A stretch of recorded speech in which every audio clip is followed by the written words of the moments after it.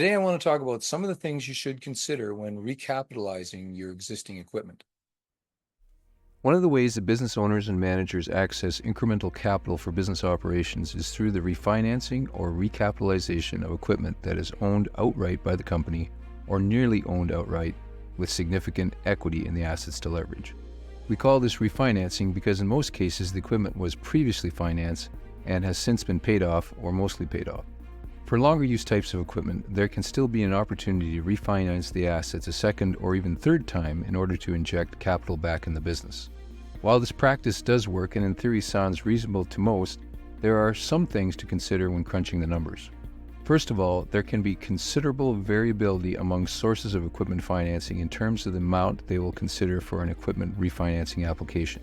The range can be from 85% of orderly liquidation value to 60% of forced liquidation value of the owned equipment.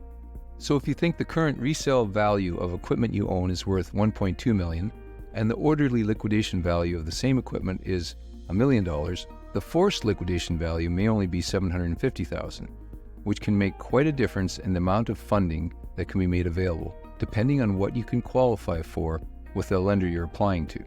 Second, the cost of financing that is available can also have a large range, going from prime plus 1 or 2 on the low end to prime plus 9 or 10 on the high end. The higher the cost of financing is not in itself unreasonable and can be explained in terms of risk to the lender, but it still needs to be factored into the cost of financing you can expect.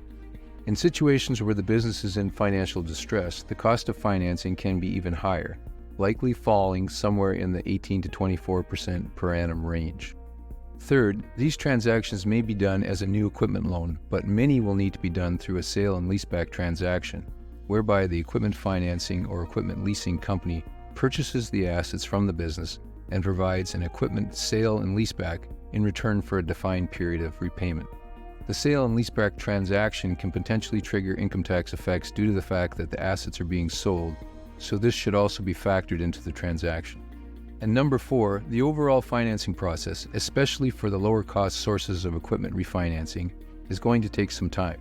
Third-party appraisals are typically required as well as background searches on the assets to make sure a clear title is available to the financing company.